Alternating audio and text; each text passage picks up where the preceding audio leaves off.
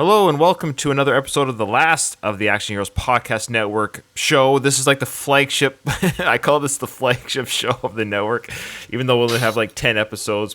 What I love about this podcast, the last of the Action Heroes Podcast, is we have rotating guest hosts come on, or other hosts from the other shows will come on, and we talk about movies that aren't Rocky, that aren't Rambo, that aren't the mainstays, the Arnolds, the Bruces. These are all the not necessarily bottom of the barrel, but they're the lesser known or lesser seen films. However, Doug is my co-host. No grand introduction needed, but Doug, how you doing? I'm doing great, Ryan. Thanks for having me on for this wonderful 80s action film. This is fantastic. I'm really looking forward to having this discussion. And having it with you it's just so easy podcasting with you, Doug. You're an absolute treat. Yeah, it's just easy. You're a great podcaster, and why don't you just tell the good listeners the podcasts that you are the star of? Well, I appreciate those kind words. And I am the host of Rocky Minute, which is a podcast that I'm sure at this point all of our listeners have heard of. I go through the Rocky movies 1 minute at a time. And we analyze each episode, analyzes 1 minute of the film. Yeah, we're making our way through the Rocky films slowly but surely. And for this one, Brian, I have the distinct feeling that you wanted me on just so you can ask me a whole bunch of police questions. Well, it's funny. When I asked you to, and for the record, we asked Craig to join us too. So Craig was unable to join us for this recording. But yeah, definitely watching this again for the first time in quite some time. Above the Law, of course, Steven Seagal's Above the Law. We'll get to it. I hadn't seen it in quite a while, and I'd forgotten just how much cop stuff is. So, Doug, before we get into it, I have to ask you, yes, Doug, have you ever stepped or crossed that line to above the law? Have you ever acted above the law in your profession now? Remember, no one listens to this show, so you can speak freely. Yeah. No, I think when if you're a member of a big city police department, you're one of, I don't know, thousands, tens of thousands of officers in the city, and I think a few of these bad guys can slip between the cracks. But in a department, I'm a member of a small 60-something man department, so you can't step outside of your job that often because your crimes will be far more magnified. Or you can operate like you guys did in Copland. You are small little units. So you're all in it on. It's either one of you. It's either everyone or no one has to be in on the crime. Right. Yeah. Okay. So your unit's clean. Your unit's clean. Yes. I could only speak for myself. I have always been an honest police officer. You know what? I believe you. I actually really I appreciate that. No, of course. You're one of the good ones. Okay. One of the few. No. Hey, come on. Defund the police. Down with the cops. Yeah. You're all just a bunch of murderers. Okay. It all depends on which news channel you watch. Oh, please. Yeah. Murder is killing murder as far as I'm concerned. Okay. So I'm just joking. Okay. This is a fascinating film. Now, before we get into this, people are going to say, well, Ryan, what are you guys doing? You already had the old 90s film guys cover Steven Seagal. They did a great job, but they only covered the decade of the 90s. So we have a podcast feed on the Last of the Action Heroes podcast run by Scott Murphy, and he's our New Zealand guy. He does 90s films, so that's all they cover. So if it's Stallone, Arnold, Bruce Willis, Kurt Russell, it's a really cool little thing they're doing. It's just the 90s, which is an interesting decade because the 80s were really quite big for a lot of these action guys. So they're covering just 90s films. So it's, to their word, I give them full credit. They started with Seagal's second film. Like, they weren't able by their own mantra to do their podcast. They couldn't cover Above the Law. So we're going to take that on because I believe this network deserves a proper response, reaction, and talking about Steven Seagal's debut film, Above the Law. Now, we did have on this network a Steven Seagal podcast that ran for a little bit, and they did cover it. You can't find it anymore because this individual took himself off the feed. He ran away from the network, and it was an absolute garbage podcast to begin with. So what if he still listens? Then change the way you podcast. You're doing him a service by. No, he did us a service by leaving the network. We didn't ask him to leave. He left at his own volition because people were talking about vaccinations. Like, come on. if he's still listening, bless your heart, wish you all the best. But you left because people were anti-vax or whatever, and whatever host was, and they couldn't be around that. So if he still listens, it's kind of weird to still listen and not be part of the network. But anyways, it wasn't a very good podcast. They did a really, I think, not a great job. Now, we're not going to do much better. So if you're listening, hey, I'm not saying I'm going to do much better. I'm going to try. We love action films. Seeing this film, Doug, it's frustrating because it's actually a good film. And it's a debut film for Seagal, but it's also a fascinating film because how in the world did this happen? Do you have any idea? Like, who is Seagal? Like, you know, who's that guy that did The Room, the movie The Room? Wiseau, Tommy Wiseau. Yeah. Seagal's a Tommy Wiseau of action films. Came out of nowhere. He's a producer, screenwriter, story writer. Sorry, he's 36 years old in this film, by the way. He got a late start. Yeah, so he gets a late start. So he comes in here his mid-30s out of the blue. How did this happen? And he has a producer credit? Don't you have to have money to be a producer?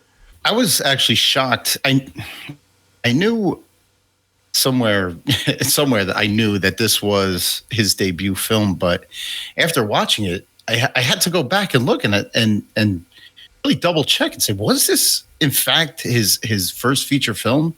And yes, it was. I don't know. I mean, I guess he got some notoriety in the business. Not even notoriety, but like I guess he got his name out there from displaying his martial arts to the studio somehow, somewhere. It was like all a big setup. So apparently, producer or agent Michael Ovitz believed that Michael Ovitz himself believed that he could make anyone a movie star. So his idea was, I can make anyone a movie star. And to prove it, there is a guy that I learned Aikido from. His name is Steven Seagal. I learned Aikido from this guy. And I'm going to make this guy a star. So this is almost like what would you call it? Like a self-bet that he can make anyone into a star. So that's the genesis of how Seagal ended up in this film. If reports are to be true, that Agent Michael Ovitz got Seagal. So I guess Ovitz had enough pull that he says, hey, guys, let's make a film around this. So if that is the case, and that might just be the story because there's no indication that Seagal would have any kind of pull in the industry. Now, he did do stunt work on previous films like James Bond. I don't know if you caught any of that. He broke Sean Connery's wrist. Yeah. Yes. Yeah, I did see that. Amazing. Well, the fact is, at least this early part of his career, I mean, he can act. I thought, being a first timer, coming in with the confidence and like that quiet smolder that only he has, I thought he nailed it. I love this movie. I always have. When you realize how goofy he became to be in real life. Well, that's what's depressing about this film. Watching this film. Yeah. It's like looking at your wife when she's hot in high school. You know what I mean? Right. Looking back on what could have been, wondering what happened. What happened? No, but I jest, but there's a little bit of that. What happened? Like, what did happen? Now, I think Steven Seagal has always been Tommy Wiseau. That's the thing. He's always been weird. He's always been a little bit different. He's always been odd. So there's something to this guy's history and his life that I find very fascinating. He was born like in Michigan. He went to California, and then he was just a normal high school kid. But then he literally met this Japanese guy in California, almost like a Mr. Miyagi type guy. Like, seriously. And it's like, oh, I kind of like the cut of this guy's. This is before The Karate Kid. The Karate Kid could have been Steven's story. He literally met like this Japanese guru guy and gets sucked up into culture. He goes to Japan, marries someone there. He actually married a lady there. There's photos of him online with his Japanese bride. And he's wearing like a Japanese getup and everything. And with his kids. Yeah. Yeah. And there's something to all this, and then he comes back to the States. He opens up a dojo. He opens up an Aikido dojo in California. And then Michael Ovitz becomes a pupil at the dojo, and then that's how it started. So maybe he just had money because he owned a couple businesses. Money talks, that's for sure. And if you're gonna set up business and try to gain the attention of somebody in Hollywood, I guess California is the place to do it. I mean, I'm sure it's just a shitstorm of luck that went his way. Oh yeah, yeah. Being stardom is in some ways. Yeah, but being as prolific as he is in martial arts, it definitely says something about him. And like the guy can fight, and he can display that in movies. Like that's a great, especially action films, which is what, like, that was huge at this time. It was just like the right place, the right time, and the right circumstances, meeting the right people. I mean, the rest is history. But even with this film, like when what was it, like the studio, he had to demonstrate his martial arts skills for the studio. Yes, he put on this display and he dominated all these students, and this just terrified the executives. What they didn't know at the time was that whole thing was staged. Okay, so this is fascinating. So keep in mind, this is Seagal's first film. So American audiences are sitting their butts in a seat. They never seen this guy before, ever. Like, can you imagine? You're going to opening weekend, Steven Seagal above the law. You probably saw some trailers. Maybe there's some early buzz. New action star, Steven Seagal. Who knows what the trailers were like back then? Because how do you introduce someone that no one's ever seen before? Right. You know, like this guy has never been seen. The world had no idea that they were about to be introduced to Seagal, right? And so Seagal had part story credit, his story by Seagal, produced by Seagal, starring Seagal. So I think the story by is at the very beginning of the film. They use real photos of Seagal as a young kid, and there's some mixture of real life, how did Seagal become Seagal in the film, then also introducing his character to how he became a CIA operative / Chicago police officer later. If you're listening to this on our network, this will be on YouTube, so come to our YouTube channel if you want to see the visuals. But if you're listening to this on iTunes, just you get an idea of what we're talking about here. So here is the beginning of the film. So keep in mind, this is very meta. It's introducing us to the character of Nico that Seagal plays in the film, but it's also introducing American audiences to the mythos, the mystery of Mr. Steven Seagal.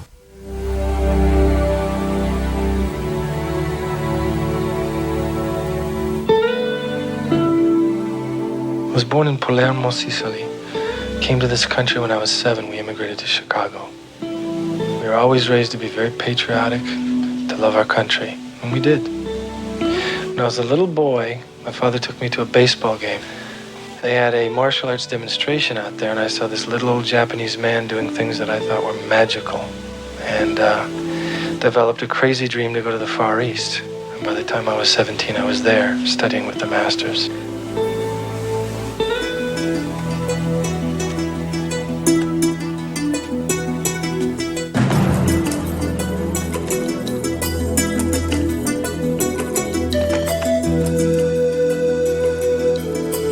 Keep in mind, just the same year Bloodsport came out. I believe it was 88. The same year? I think so. Now, Van Damme already had a couple bit roles in movies like Black Eagle and a couple other bit parts and what have you. Yeah. But however, that same that Asian music overture. So there, so for our audiences that are listening, during that little montage, there was actual photos of Seagal as a young child, high school. Briefly gave his bio before we played the movie. There's a mixture of his character. Now, he wasn't born in Sicily. His character's born in Sicily. He was born, I think, Michigan or something like that. And then it talks about how when he was 17, he went out east, which he did do. And he did meet an old man. And he did see this old Japanese fighter who thought it was magical. And he wanted to do that. He wanted to fight. Say what you want about Seagal. We'll get to some of his demonstrations later that you talked about. But I suspect 36-year-old Seagal could probably beat you up. Me? Or what do you think? Anybody? Do you think he could beat you up? You're both 36. Yeah. Oh, yeah. 100%. Okay, because you're a big boy. I'm not a big guy. I mean, I'm just no. No. He opened an Aikido dojo. So what I'm getting at is before he was Seagal to the public, he was a businessman, operator of dojos and businesses that were successful. I don't think you could do that stuff if you didn't know what you're doing. No, and I don't think like any bit of his martial arts background is in dispute.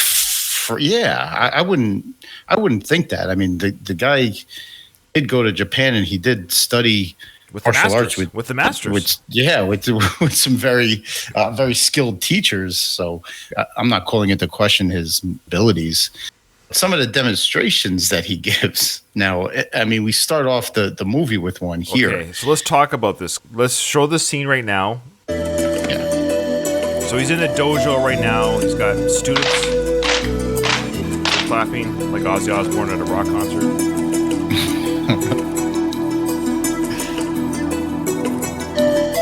those guys in business do? So they're just the. I haven't the slightest idea. Is he? So he's still in Japan at this point, right? It looks like this must be Japan. The way it looks. Yeah. So a student has come up to volunteer to be a sacrificial lamb here. Now, Seagal, how tall is he? Like 6'3"? They say later on in the film, they say 6'4". He's a big dude. Yeah. He's a big dude. He's 6'3", 6'4", slender, strong, and his hands. Look how fast he does move here, though. Like, it's legit. そうでしょそれで一つになる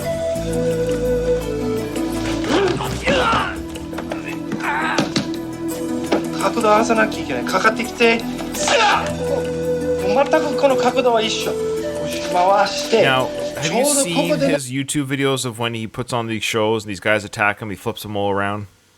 Yeah, when he's hardly moving. See, those to me, those are put-ons. You're right. He's not really being attacked.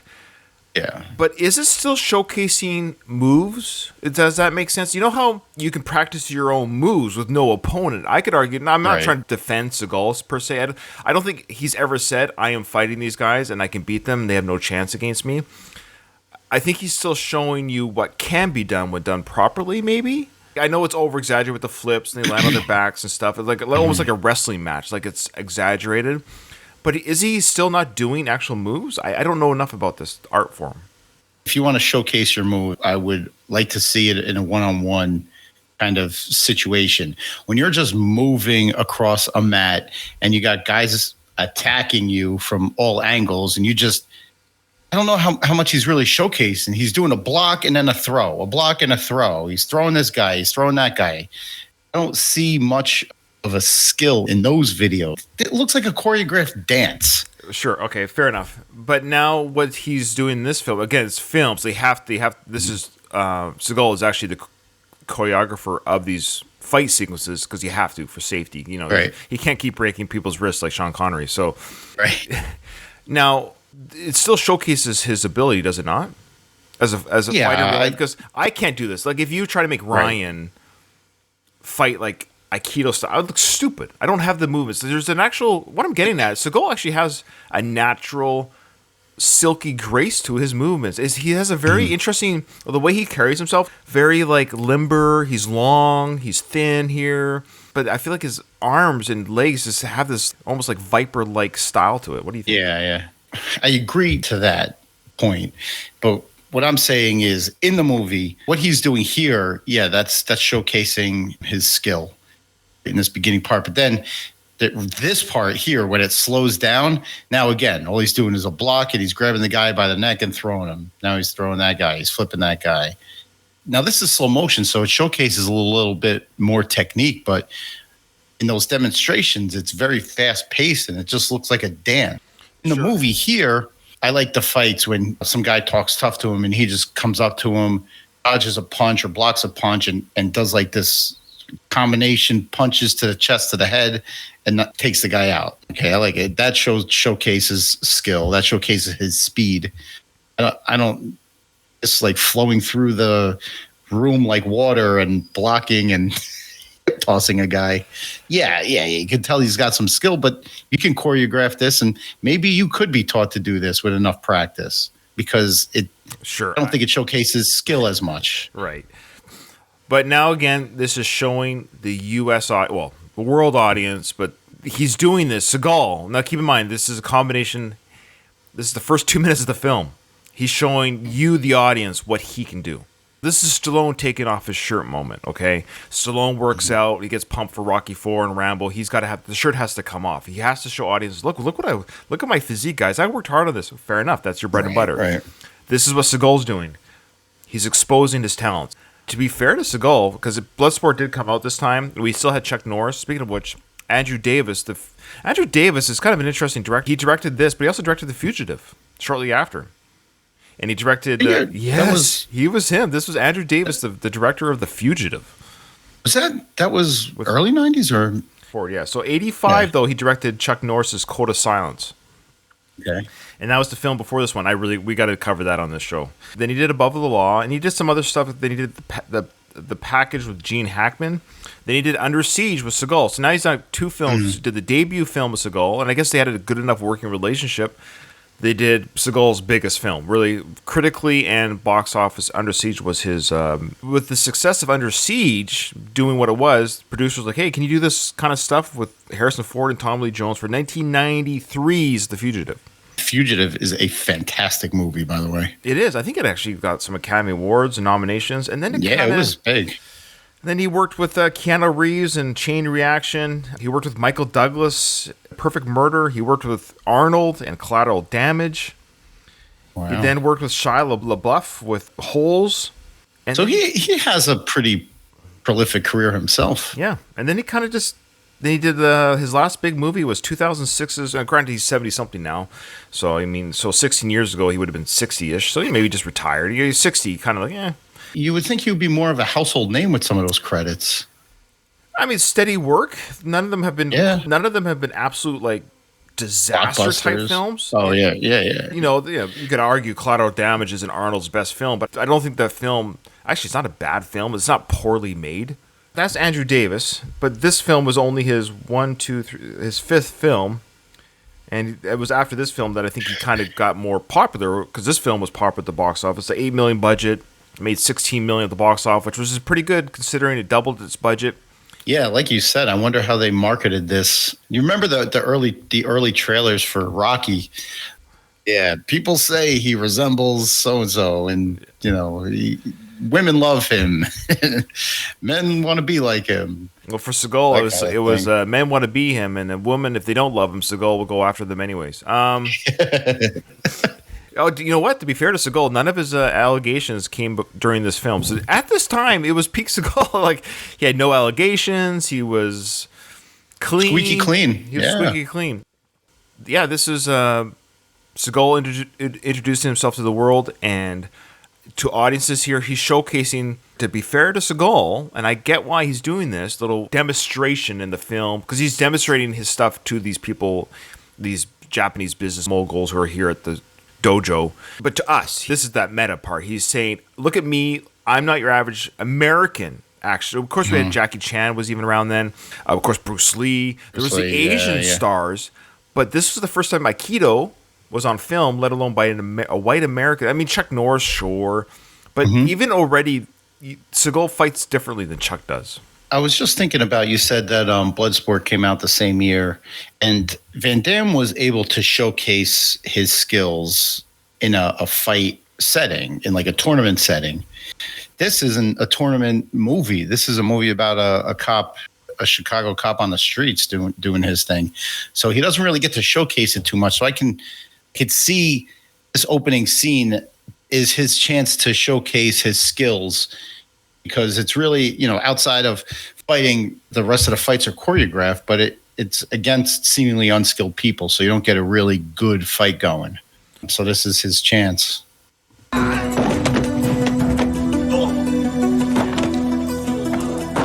1969, I was invited by a friend of mine to an American embassy party in Tokyo. While I was there, I met some crazy drunk guy named Nelson Fox. He recruited me into the CIA. I was 22 at the time. My eyes were about to be opened. All right, so he gets recruited by the CIA to the Vietnam conflict. And now we're seeing actual footage here of Vietnam, that terrible burn victim childhood from the bombs. Real Vietnam footage here. Again, that mixture of real life and the movie, right? These are real events, real footage of the war, the conflict, the protests. Nico is, of course, wrapped up in this. Now as a young... We're going to see Nico here being 22, 23 or 4 years old as a character, but it's 36-year-old Seagal. Right.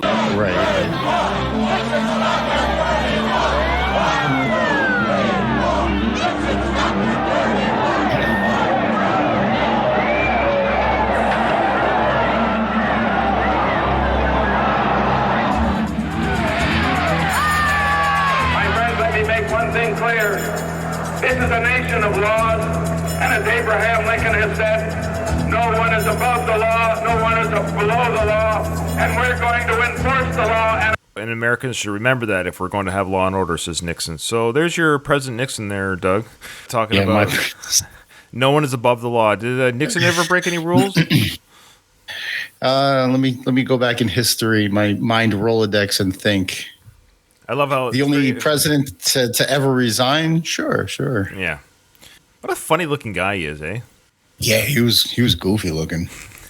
He was like a cartoon character. No one is above the law. I love when they do the name title in this. They actually called a couple times the title of this film. A couple times in this film about. Yeah. Once is enough normally. All right, so this sets up the conflict of the time, and of course showing that Nico is going to be in this wrapped up in this war. And I'd forgotten that it starts off with the Vietnam War. Do you remember that? When I first put it on, I haven't seen it in years, and no, I totally forgot about this whole Vietnam part. So the whole setup of the Vietnam part is... Well, yeah, so he's not an American soldier. He's working for the CIA, and he's an operative in Vietnam in like a intelligence gathering, right? Interrogation kind of unit. So he's introduced to these group of guys that are mid-interrogation on these Vietnamese captives. The main bad guy here, the guy that is in charge, what's his name? Zogan or something? Zagon. So the film opens with them at the Vietnamese-Cambodian border. Nico, played by Seagal, he's disgusted with DCI Kurt Zagon, who tortures prisoners. Of course, Nico can't handle this. The mistreatment of humans, right? This is a military conflict, sure, but we don't torture our prisoners. My understanding is this is all a front for drugs, money and drugs, right? So Zagon he's a drug runner. He's a CIA operative, but isn't he? He's getting his opium from the folks over here in Vietnam. Honestly, I don't even remember how they're screwing up his works, but during his interrogation, he ends up killing this one guy, and he kind of just passes him off. He's just like, all right, get him out of here, bring in the next one. Yeah, so Seagal can't handle. Let's hear a little bit of... I love the Seagal character. He does this a lot of his films where he's a man of action and violence. Like, he'll snap your neck in a heartbeat, but he only does it if he has to. Yeah. He's a moral man. That's right. Come on, eat. Move it. Let's go. Come on. Get him out of here. So Nico walks in on this and sees the... So he's about 26 years old here, his character. Keep that in mind. His character's about 26. So my little doctor bag doesn't scare you. I'm not scared. Oh, you speak English. How nice. Where's the load, Colonel? So they're asking where the drugs are from this captured Vietnamese colonel. They start beating him up. I'm going to teach you never to with my opium. Oh, boy. He's a hard one, Doc. You took it from the French, you took it from the Chinks, and you'd be damned if a Yankee's gonna start you talking. But you're gonna sing for me. You're gonna sing like a choir. What does this have to do with military intelligence? Who the f*** is this Cherry? Your orders, Toscani, were to assist and observe. Just back off, partner. Okay. So the guy that said just back off, partner, that's Nelson Fox. He's the one that recruited him at that National Embassy party, I guess, in 1969. So they've been working together since. So anyways, of course, Nico can't handle this. This is mistreatment of people. He's realizing very quickly these CIA operatives, they're bad news. It's about the drugs. It's not about intel gathering. Why else would he be there, though? It's weird that he's there. What is he to assist to observe? It was his orders. Well, I guess if he proved himself worthy, that he could be kind of indoctrinated into this unit. You need guys that can follow your footsteps when you go and continue on. So I guess so. I guess Nelson vouched for Nico and was a mistake. So Nico's not having it, and he says, "What's going on here?" Cute, huh? Fox, this guy's a... Shut up, Nico. Look, I can make you disappear. Grab his leg. What the hell are you doing, man? Nico! Okay. Nico! You guys think you're soldiers? You're barbarians! Hey, good job. Come on, man! Get out! Take off! All right. So I love how he punches down Zogan. So Zogan, the main bad guy that he Zagon. Sorry. If you mispronounce it this whole time, it's going to drive me crazy. It's Zogan, Zolar, whatever. But he puts a knife to Nico's face. I love it. Nico just takes him right out, knocks him right to the floor. I thought that was great because this is the main baddie, but right at the beginning of the film, he knocks him right to the floor. Nelson Fox lets him escape, and off he goes into the woods. How Fox covers it up and doesn't end up dead himself is a miracle. But whatever happens, maybe he's tied into the gang more than we think. Because he goes, look, you crazy fool! I'll call a chopper in for us. And I'll cover this, man. He must be in with these guys enough that because they didn't know who Nico was, but they didn't ask who Fox was, right? Fox is already in with them. Yeah. I'll cover this, man. Just get the hell out of here. Get up. Come on, move. Bring him back here. Okay. Nobody moves. Everybody stay on that damn porch. Stay on that goddamn porch. Go, Nico. So he didn't cover for himself. He actually I'm through. I'm finished. He lets them know, the bad guys, that he let Nico go. But they still keep him around. Yeah, so he just kind of covered for Nico, just like they said. So now we have a time jump, 1988, so about 16 years later. Was that right? Was it 72 to 88? That's 16 years? Yeah, 16 years. So it's funny, he's older in the film than he is in real life, which I thought was interesting. Because he's about 24 at that time in that sequence. And now if it's 16 years later, he'd be what? 40? Yeah. We're doing the right math? Yeah. Huh. But he's only 36 in real life. So, again, one of those rare moments where the character is actually older than the actor. Yeah. So we're at a wedding sequence here. And did you remember? It's a baptism. Sorry. He's baptizing. That's right. He's very Catholic, I guess, baptizing his kid with his beautiful... Okay, how hot is Sharon Stone? I mean, come on. This is tip-top Sharon Stone, man. She is gorgeous. It's insane how hot she is. And she was hot for many years. I'm going to say, she's actually still a very attractive woman. She's 60 now. I think she's close to 60 now. But Yeah, this is 34 years ago. So she's probably 25, 6, 8 here, whatever it might be. I don't know.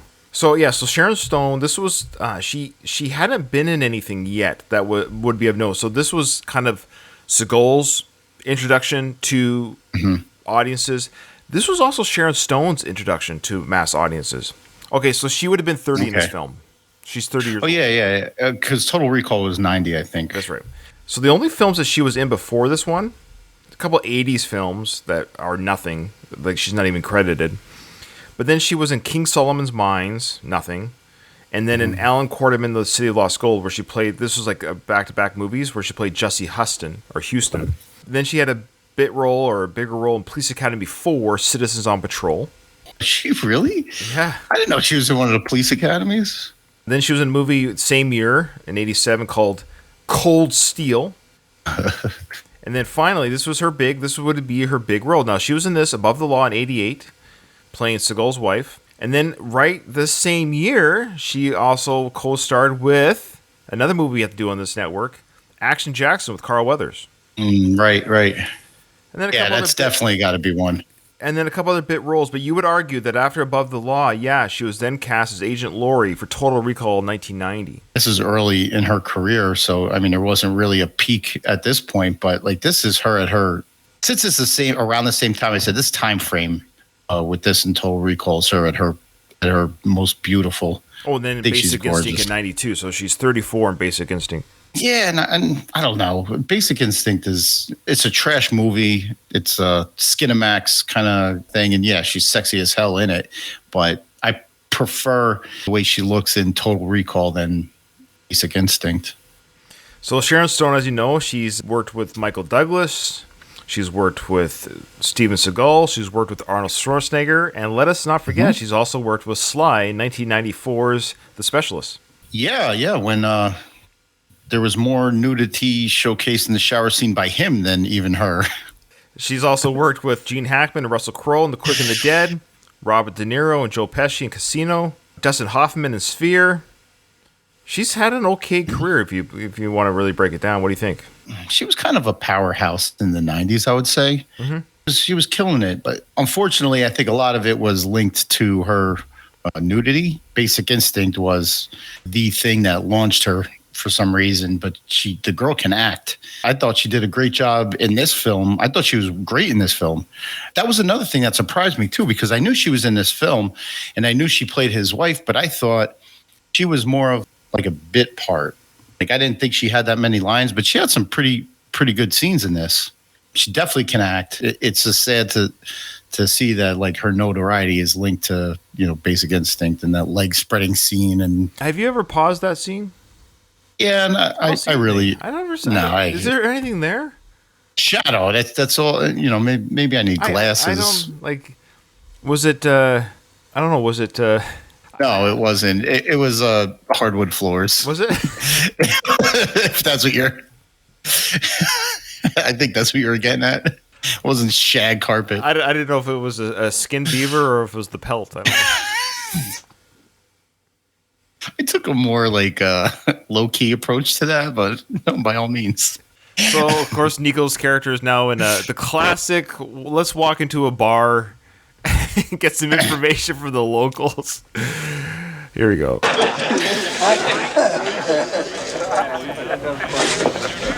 Say, man, you seen this girl? I seen the top of her head. Yeah, that was his head. That's good.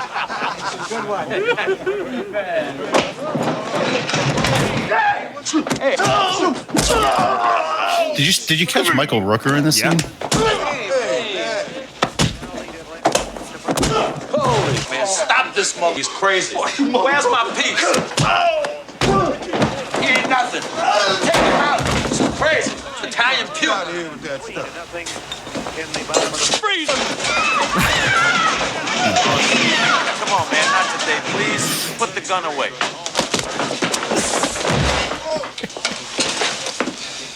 Yeah, that's, again, that's him showcasing his martial arts. And Seagal comes in and takes. I love all these guys are huge. Like every one of them, like benches whatever, And this guy here, this bartender guy with that Richard Marx haircut, mullet.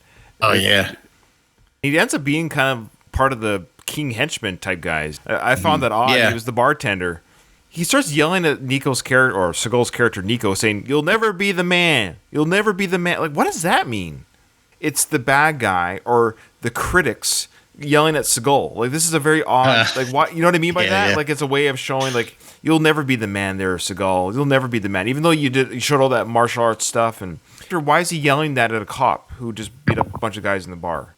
I don't know. I guess because he, Seagal really doesn't have a legitimate purpose to be there and to, like, start asking questions and roughing up his customers. So maybe he thinks he's trying to, like, assert himself, and he's like, you're like, you don't know who I know. You'll never be the man because I know the people that are the man. Who's he looking for again? Is this his niece? Yeah. But what I find interesting, all these guys, of course, are tied to Zogan. Zagon. But right now, Nico doesn't know that. It's a small world. Essentially, Yeah. Zogan was the CI operative in Vietnam who's running drugs, and now his niece is in the drugs, and he's kicking the crap out of this girl's boyfriend, drug dealer. This guy and the bartender are all tied to Zogan. This guy that's with his niece, he's like the waiter in the... Yeah, that's what I mean. They're all tied together. It's a small community of drug users. I'm just saying it's interesting that they're all in the same Chicago area. Yeah, and the bartender is like, he's like high up in the hierarchy somehow. Yeah. So it's a classic scene here, of course, those who've seen the film and know the film, of just Seagal talking to the kids about drugs and do your homework and stay off the drugs, and he kind of slaps around the pimp to shows that these guys are nobody. They're just useless, drug-dealing weaklings. Muscles over drugs, man. And he beats out of this guy an actual shipment that's coming in. And the guy tells the truth that this is a legit drug deal coming in, so Nico's going to use this information for a drug bust coming up. So Nico does stuff above the law. Doug, what are your thoughts on his tapping phones? And is that allowed? Are you guys allowed to tap phones illegally? I think you just answered that question. First of all, you don't tap phones like by plugging in something into a box. Like you, I don't know about the 80s. Maybe they did that, but everything's electronically done. Right. Right. Maybe it was the 80s where... We haven't talked about Pam Grier is Seagal's partner in this film, and she's going on to be a district attorney. So I love how Seagal, bless his heart, he is one of the hottest actresses ever. Pam Grier is a smoke show in her prime, and he's got her as his partner. And so this guy gets to go to work every day with Pam Grier and goes home and bangs Sharon Stone. He's got it good. He's got a pretty good life there. One of the accusations against Seagal was by Jenny McCarthy for Under Siege. I guess you remember the scene in Under Siege where the stripper jumps out of the cake? No, I don't. Why don't I remember Siege. that? Yeah, she jumps out of the cake. Have you only seen like the edited versions on TV?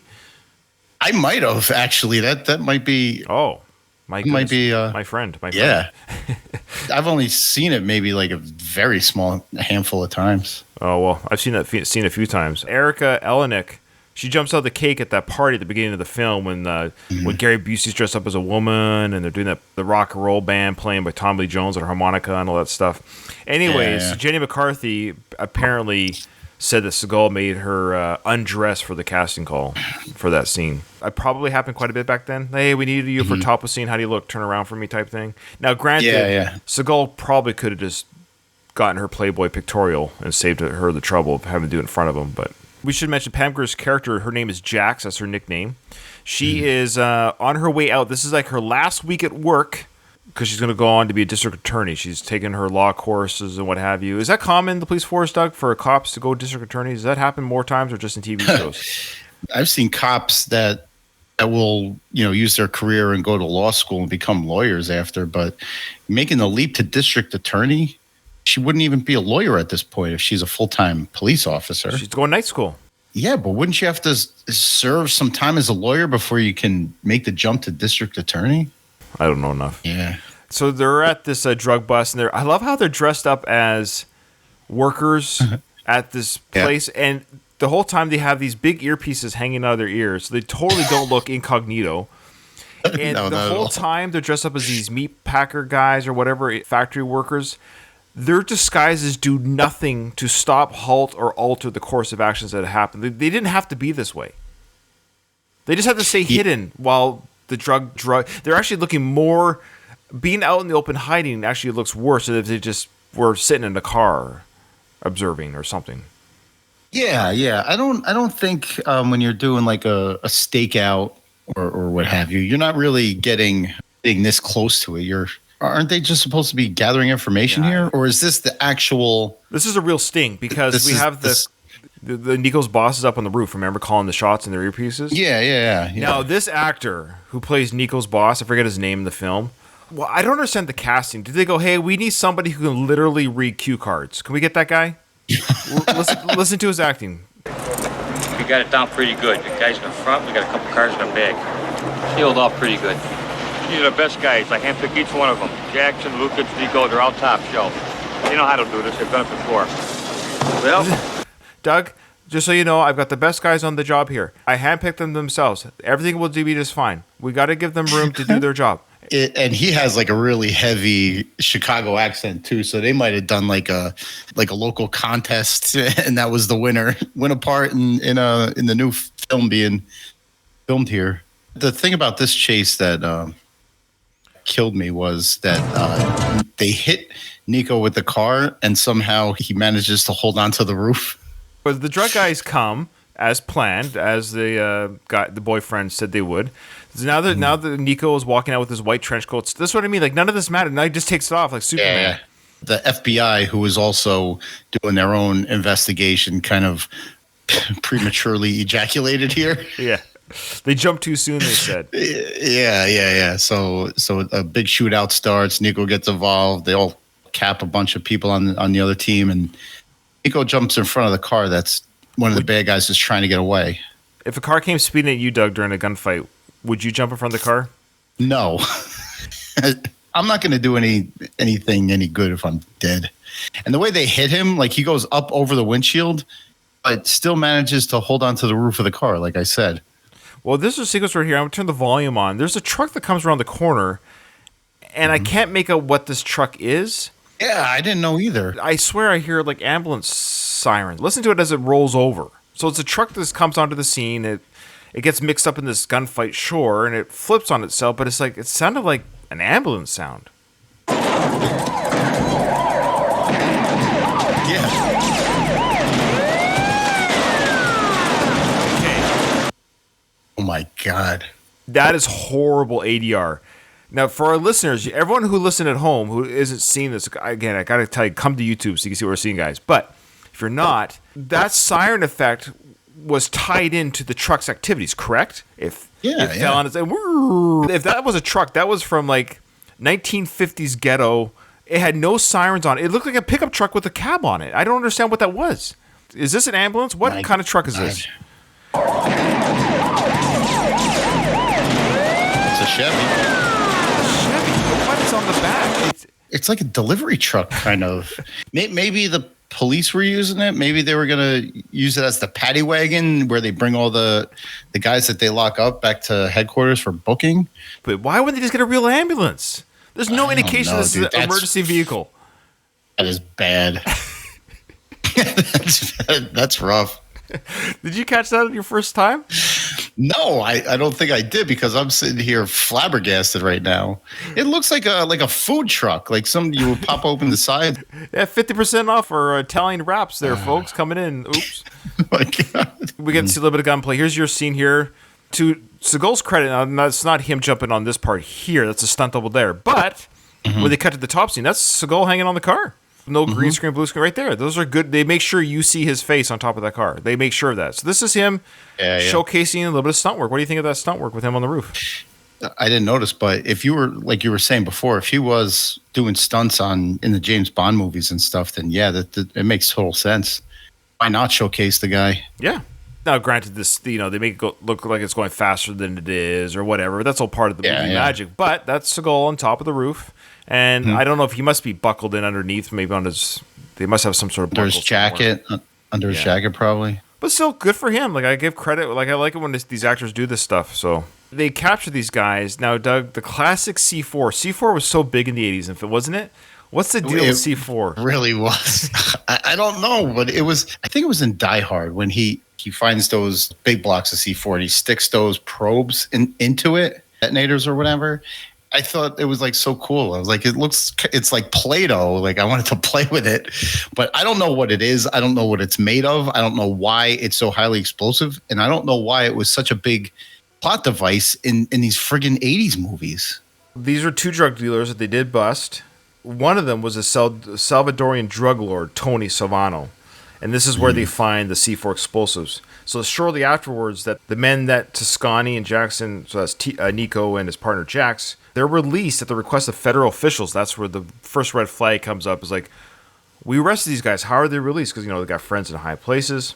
Okay, so these guys get released because we know Zoltan is in charge of this situation here. What's this guy's name again? Zoltan? Zagon. So we see him come back in the film. He's the mastermind behind the bad guys. But listen to Nico and his police cohorts by the guy who cannot act, his boss, tell them, this operation shut down. This is another scene that kind of stuck out to me. It's horrible acting by Nico. You're a bad actor when Seagal's acting is the best part of the scene. Hey, attention, please. Attention, everyone. Please, guys. Just want to get a few things straightened out over here. Just leave it up to him. A few minutes ago, I received a phone call from the First Deputy Superintendent's office. Now, as we all know, possession of these kinds of explosives are a federal offense and fall immediately under the jurisdiction of the federal agencies represented there. It's almost like they got a real guy who works in the police department. It'd be like your boss who's acting this film. He's horrible. He can't act. Fumbling over his lines. I'm going to read his captions right now. I just want to get a few things straightened out, guys. A few minutes ago, I received the call from the First Deputy Superintendent's office. Now, as you all know, possession of these kinds of explosives are a federal offense. And they fall under the jurisdiction of the federal agencies that we got right here next to us. So there you go. I did his part. Now, that was a cold read. That was a cold read of his dialogue.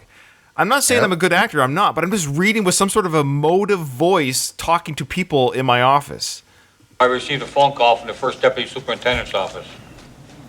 Now, as we all know, possession of these kinds of explosives are a federal offense and fall immediately under the jurisdiction of the federal agencies represented there. What kind of bullshit is that?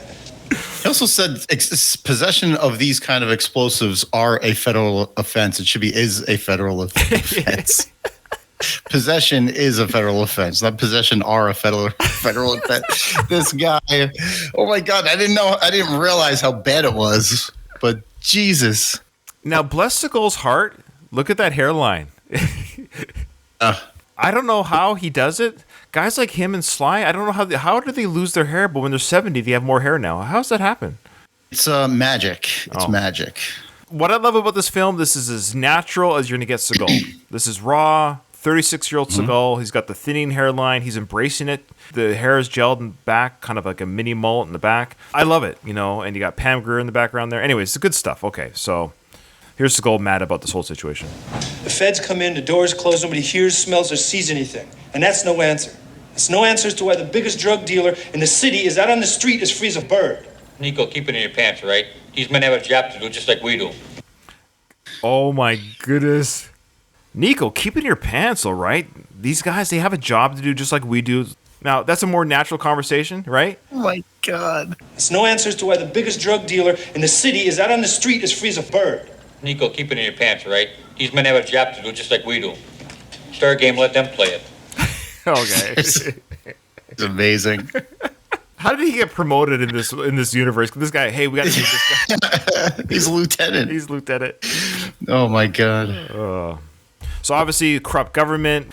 This whole message, I will say, I'll give Seagal credit. This is actually, see, Seagal wrote this. This was his story. So I think at the end of the day, Seagal actually has something to say in this film. Corrupt people run everything. Yeah. Seagal felt that way in 1988. I'll give him a little bit of credit there, regarding the idea that he's not afraid to call it the government, call it officials. What's the storyline between the parish and Zoltan? And it does get a little convoluted with these refugees here. I have more about the senator's aide that was killed, but that's killed in this church bombing coming up. This priest knows about they have a plot to kill the senator because there's a senator out there that is trying to end all corruption in these federal agents. He's like a Kennedy type guy. He's an honest government. Yeah. He won't be bought out by Zoltan and the gang. Right. And those guys have a plot to kill that senator. This father, this mullet father, just a really nice curly, this guy here, flowing. Look at that. Look at him move. He's running this refugee camp for South American refugees. They're being hidden in the basement of the church to protect them from being thrown out of the country. Deported? Deported, yes. Why couldn't I find that word? Yeah, if anyone should, it should be Americans. But I guess his God damn, I can't even. I had it figured out, and now I can't even remember. Well, I knew I should have wrote it down. But how does he know? They were torturing him later on because they want to know if he told anybody about their plot to kill the senator. So he knows about it, but how does he know about it? This guy, the church, is an aide to that senator.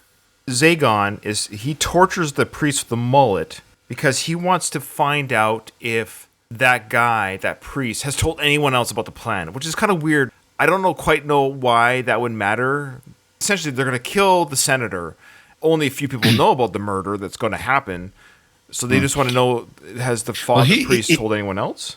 Because he said, if you told anybody, we can't kill him. Yeah, because then they're going to. Why would they just kill him and then kill the senator anyways? The point of this bomb was that priest was supposed to hold the mass that day. Yeah. And he was supposed to be the target of this bombing, not the older priest. Are you surprised that Pam Grier's character didn't die? Yes. Yeah. I was very surprised. I'll give them credit because I was like, oh, she's retiring. Oh, she's talking about she's going to be doing this. And we know she's going to come later and get shot or something. And when she did get shot, I thought, oh, there it is. It's so cliche. But the fact that she survived, I'm wondering if it was intended that way and they ran it and test audiences didn't like it. So Seagal apprehends one of the sort of corrupt. Is he a corrupt federal agent or not? Is he in on it or not? I think he's just being told what to do, and we'll get a little bit of exposition. It might help explain it. All right, what the hell is it, Toscani? It's you, that's what it is. You keep your goddamn hands off me. You let Salvano walk. Salvano? Yeah. What are you, crazy? What does he have to do with this? That was no cherry bomb, that was C4. I've used that shit, I know what it smells like, and I know what it blows like. Salvano never came near that C4. It's in federal holding right now. Besides, why would Salvano blow up a church? I tailed him 2 days ago, and him and one of his goons were in that church and they weren't taking communion. I saw the woman who planted the bomb and she was with Salvano's lawyer. Now, I want answers.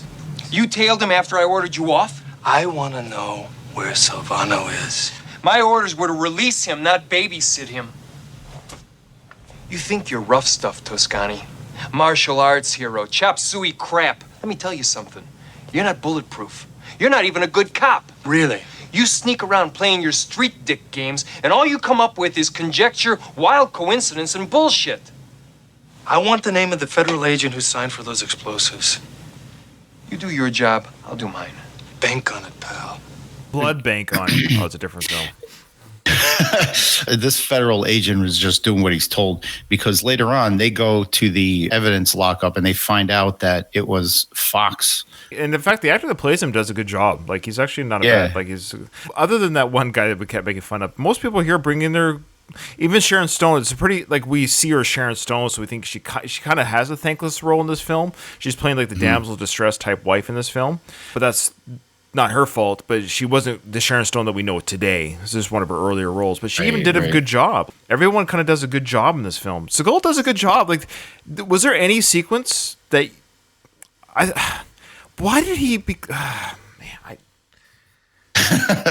I thought he was really good in this. I said it earlier. I thought did he get into his own head a little bit, maybe? I mean, you know, he just got weird. I think, I don't know, look at Nicolas Cage. Yeah, like I guess you're he right. He was normal and became weird. Shia LaBeouf went through a weird phase.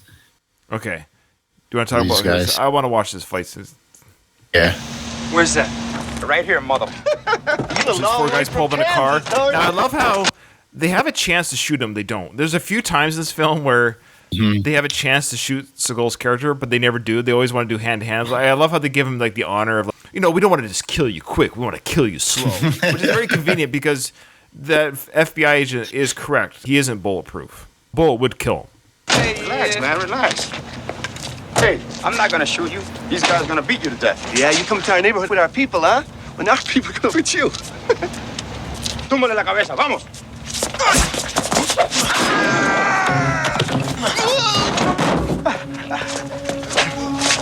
He's apprehended a knife. Or machete, which is great.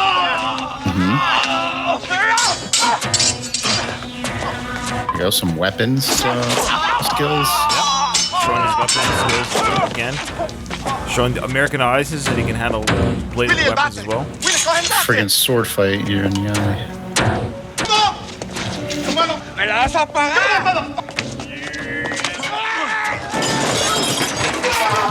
Okay, so now we have the classic Seagal, the way he runs. Why does he run this way? Yeah, I don't know.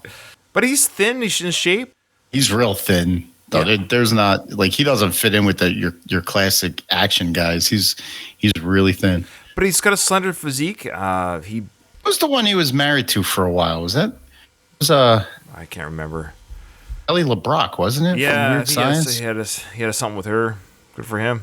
There is a funny sequence here I wanted. So he captures this guy, gets the information out of him about who sent him. Buddy, you did this for fun? Yeah. Huh? Jimmy Costanza. Jimmy Constanza. If I find out you're lying, we'll come back and kill you in your own kitchen. Salvano.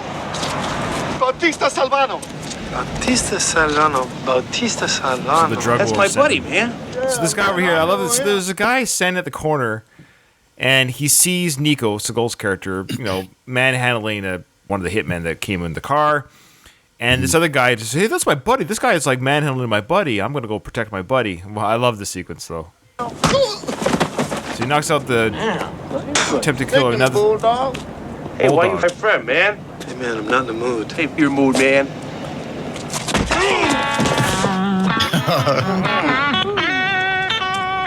Look how he swaggers. Would it be like, homie? That was real good, man. Peace, brother. What it be like, homie? I love that. He just drops that guy. The way he does that punch, I bet you if that was a real punch, it'd probably do that to him. Probably that And I think that was the point of that, to like display how, to show you what one punch. All right, so of course there's a little sequence here of them being in bed together, and she's worried about things, and he gets a call from Fox at 2 a.m. saying, they're on to you, buddy. That's his friend that hired in the CIA. They're on to you. Be careful. Take your family. Get them out of here. All good, fair warning.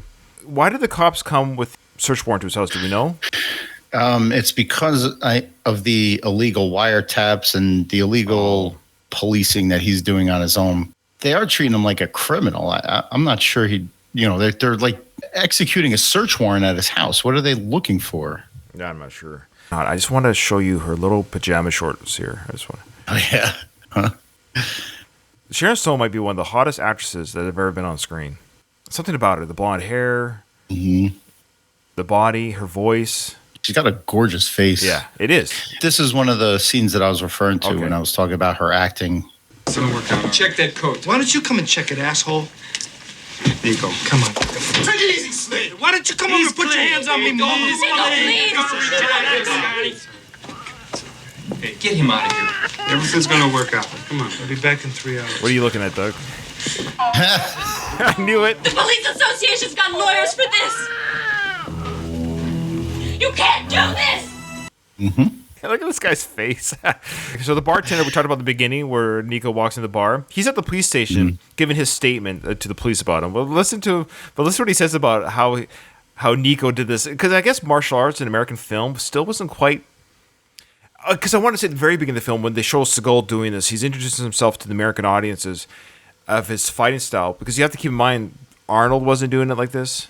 Neither was like Mel Gibson or Bruce Willis or Stallone, of course. They didn't fight like this. So this is your first kind of American-born white guy who's 6'4".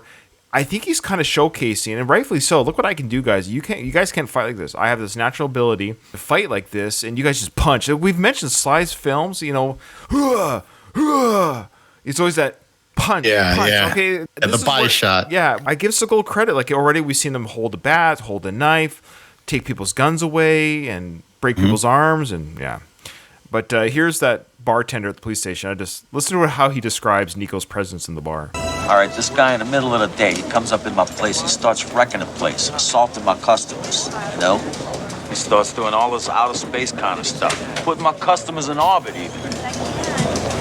Putting my customers in orbit, outer space kind of stuff. Was it really that? I guess, was karate and kung fu, aikido? Outer space kind of stuff? I don't know. I wouldn't think so, but... Because Karate Kid was out at this point. Yeah. They do charge him. Illegal wiretaps, unauthorized surveillance. When was this guy born? You're quite a cop, Toscani. You don't listen to anybody, do you? Where's Jax? She's out of this! You're the rotten apple in this barrel, Toscani. We don't need to look any farther than you and your family. Nico! You want to go to prison? Unlawful entry. Illegal search and seizure. Deputy. Again, all that is procedural kind of stuff. Who do you think they work for? Hey, you were ordered to back off on Salvano. But I suppose you had too big a heart-on for that, didn't you? You can't be in on this, Fred. You're officially suspended, Toscani.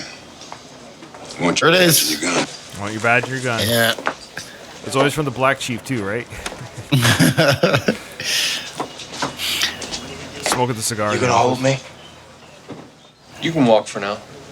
Don't walk far.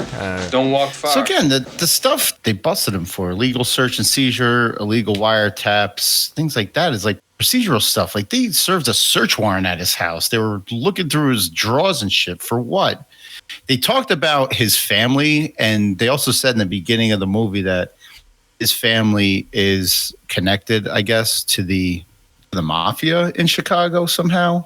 So like his uncles and like so when they said, it set him off too when he said we don't need to look any further than you and he got pissed off. That's what they were referring to. Here's another sequence here of Nico driving his car, stops at a crosswalk with kids crossing the walk, and I love how these hitmen. Oh man. Okay, so these hitmen that are for hire, We've said this before in other films that we do, that their inability to just kill somebody. They got 4 machine guns on this guy's car, but let's just watch this here. Okay, come across now. Come on, baby. Come on. Yeah, come on, kids.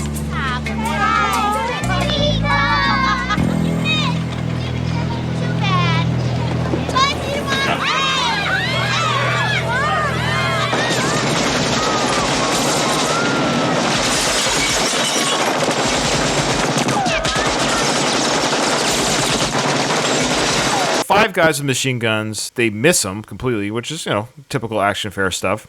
But what I love is he has his little gun and he gets them all to freeze. Freeze, MFer. Everybody's gonna ditch their weapons, butt first. Now watch this. Grab the barrel and do it, everybody. Watch what he does here. Is this legal? What he's about to do coming up? Yeah, I already have a note on it. Put your hands on your head. All right, fall in behind the last man. I don't think you can drop us off, badass. You're right, but I didn't need your effort. All right, let's go. Fall out. Okay, do you want to talk about what happened there, just Doug, for our listeners? So they're all unarmed at this time. Yeah, but somehow pointing a pistol at them, he gets them all to drop automatic weapons. Right. 5 of them. So yes, they are unarmed. They got their hands on top of their head, and this one guy approaches him and says, "I don't think you could drop us all," and he shoots him right in the chest while the guy had his hands on his head. Now, is that allowed in your police procedures? No, that's murder. Okay, because true, a few minutes ago, before that, the guy did try to kill him, but at that time, he is unarmed and he is surrendering. That's right. Hands are on his head. He was, all right, so he was walking towards him, talking shit, but that's, you don't shoot the guy for that. You can't. Even if the guy's killed, think of the mass shooters, the ones that they do capture. Even if yes, we know that you shot 50 kids. If you drop your weapon, put your hands up in the air, we're not allowed to execute you on the spot. Like, we're not supposed to do that. Right. Due process is due process. It's the country we live in. Not according to Toscani. So a little action sequence here. Again, go to our YouTube channel to see it. This is just basic. He takes all the other guys into a store. Why did he bring them to the store? He brought them in there to get them to be arrested. Keep them in close quarters. Yeah, but they end up just destroying the store. Yeah, that's ultimately why, so they can have a fight scene inside the store. Now, you've mentioned before in previous podcasts, you're not a big fan of the close quarter fighting. There's a few of those scenes in here. Yeah, it makes me a little claustrophobic. I don't feel like you really get a good fight. I'm like looking around my house, you know what I mean? And I imagine like fighting in my dining room here wouldn't be a very good fight. Yeah, so he kidnaps that FBI guy. He kills the FBI. Kidnaps the FBI guy to get information out of him. They go to the evidence place. Oh, wait. Before, play this dialogue here, because he said something about the FBI guy meeting up with a girl that's 15. Freeze! Put your hands up in the air. I go put them on the hood of the car. Special Agent Neely, what were you doing with that woman up there? Were you engaging in some kind of unnatural sex acts with that young lady? She must be 15. That's illegal in some states, you know. What the hell are you talking about? I thought you federal agents were straight, honorable guys. Does your wife know about this? Sex is not the only thing in life. Can you let me know which states it's legal in, just so I can know? None that I know of. That's insane. But the guy, he doesn't deny it or anything. Because he had blackmail, and this guy said, "You tell me what I need to know about the C4 evidence gathering." And I know somebody took it out that shouldn't have taken it out, and they find that out, that yes, it all ties together, blah, blah, blah. He held that blackmail, I'm not going to tell your wife and everyone else you screwed a 15-year-old girl if you just come to the evidence room with me. It's kind of just glossed over. That's insanity. What I love about this film, too, Nico, the character Nico, he talks 5 different languages. Italian, throughout Spanish. The movie? Oh, Japanese. Yeah, Japanese. So Italian, Japanese, Spanish, and now or Korean maybe. Anyway, so he has friends in all these different places. So he has this Asian friend who waitresses during the day, and they go to some sort of Home Depot office or something where there's a computer. There's a whole 1980s, late 80s computer scene where, of course, the Asian person can hack into. I think she worked with him in the CIA. Yeah. Tear this whole goddamn place down in a matter of hours. There's no way to access covert operations directly, but I got a guy at Princeton. He's got a database bigger than Langley. How the hell did you get in this mess? I thought you were finished with the CIA. You took get those all trapdoor.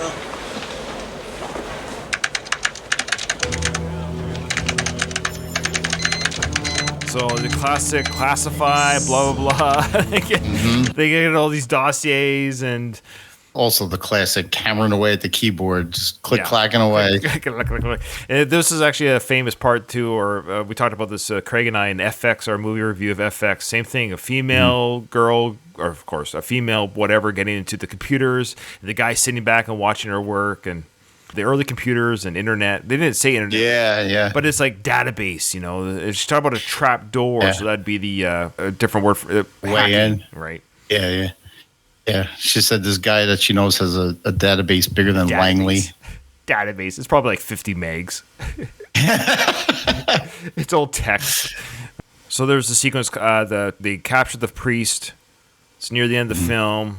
They bust him out. Zoltan's got the priest, but they bust him out. But we think Pam Grier is dead, but she's not. And he goes through this whole grieving process where he thinks she's dead. But this is the beauty of like no cell phones or texting or anything, because he's off the grid, not the why. He has no way of knowing that she's alive. Someone could have said, "Hey, just so you know, she's alive." You know, he doesn't find out till later that she's alive, which is kind of funny, like days later. But he was like truly happy when he found out that she survived, because she was wearing her vest. And again, we get some photos here. This is from Pam Grier's life. These are real Pam Grier kid photos. Like, he's going through her apartment, looking at her life. I think he actually does a legit cry. I think this might be the only movie where Seagal cries in film. Right here. Tears on his face. But we find out she's alive. She's barking at the doctors. Well. I think they show a picture here. I love this. And I always love it when they do this in movies. When he's at her apartment. Right here. Okay, so we got a picture here of Nico with his wife. Anyway, she's holding the baby, but in that family photo is Jax, the partner. You know, so she's that much part of the family that she's in this family photo of some sorts that she has on her wall. So she loves that's how you she loves Nico's family so much that she has a picture of herself with that, you know, on her. But what I always love too about these movies is the characters in the pictures are always the same age as the characters in the film. So, that was like 2 weeks ago. So he's like, "Oh, I remember that photo. We went to Sears Photography last week." Does he have his own copy? Like, who paid for this? Did they arrange this? Like, it's just a whole thing, right? Oh man, it's friggin' hilarious. All right, when he injects the priest, or when he sticks that needle in the priest's neck. Yeah, they inject the priest. So they give him heroin. Was it opium or what? Make him talk or whatever. Yeah. I don't know. I think Zagon's line delivery after that was pretty comical. So he's injected the opium/heroin or something. Now you're gonna start feeling something warm, very warm and wonderful. Think about it. Warm. I love it. I enjoy this. I really enjoy the shit out of this thing. I'm gonna enjoy it together. You've always been alone. Now you'll be with me. Together. I don't want to enjoy it together. You've always been alone. Now you'll be with me. Together. What, he Gollum? I don't know. I don't know what the hell that was about. He turned into Gollum at the end of that. I want to hear it one more time. He went to Gollum mode. I think he ran out of air when he's delivering the dialogue. Enjoy this. I really enjoy the shit out of this thing.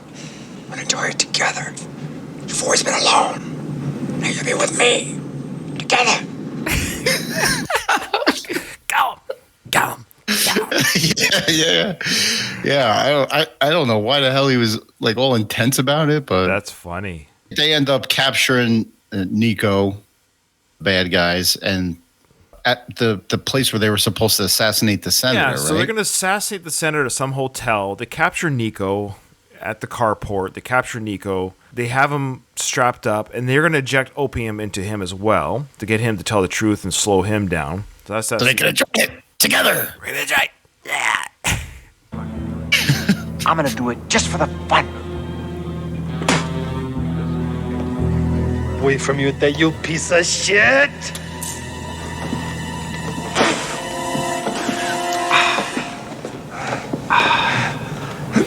This guy gets his rocks off injecting other people with heroin. Yeah, and he's just giving that shit away. Like that's that's valuable doses he's giving away. Injects it into Nico, and he's like, "Yeah, you feel that kick, Jason the Dragon." It's like a reaction channel. He's watching other people react to drugs. Yeah, I'm watching you react to opium for the first time. That's it. Fight it. Fight it, Jerry. Fight it. So it speeds, running its way. Fight it. Keep fighting it.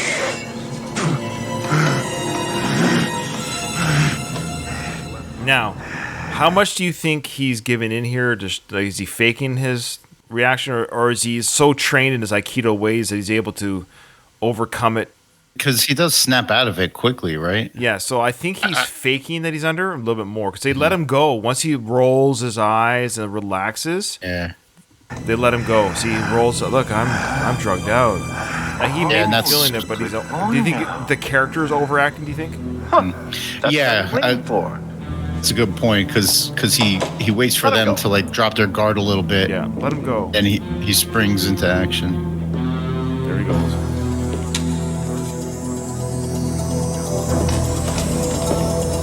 Sounds like the same composer of Bloodsport.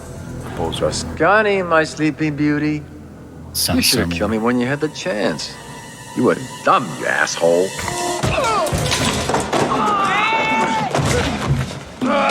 Jake, look out! It's fantastic. I love this. You see the fake arm, watch it. The fake arm, the mannequin hand. Even as a kid, I thought that was the most badass thing. Like, they actually showed his arm breaking. Watch it. This is a mannequin hand. It's a mannequin. And then what I love, though, it's a great backwards neck break that he does here. Oh, yeah. That's actually pretty good. I love it. Right here.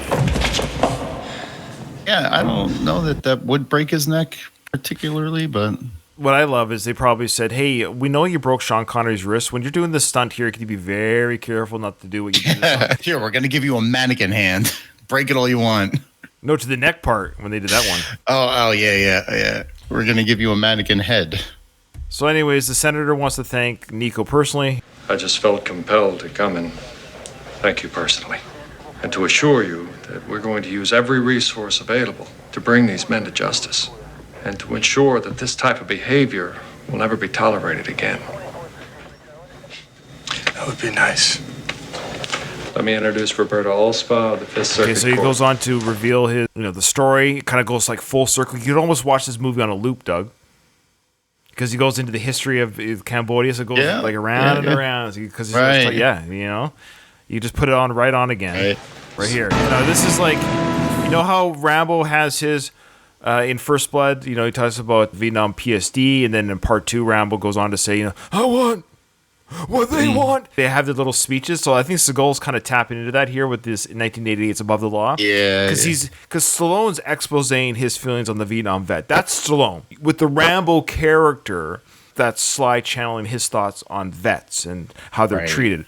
So this is Seagal exposing as the character Nico, but this is Seagal talking. Whenever you have a group of individuals who are beyond any investigation, who can manipulate the press, judges, members of our Congress, you're always going to have within our government those who are above the law.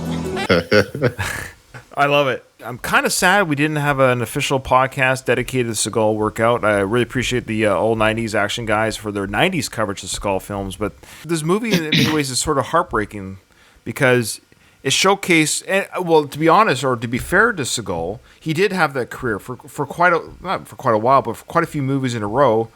He did kill it at the box office. And Above the Law, Out for Justice, Hard to Kill, Under Siege 2 even.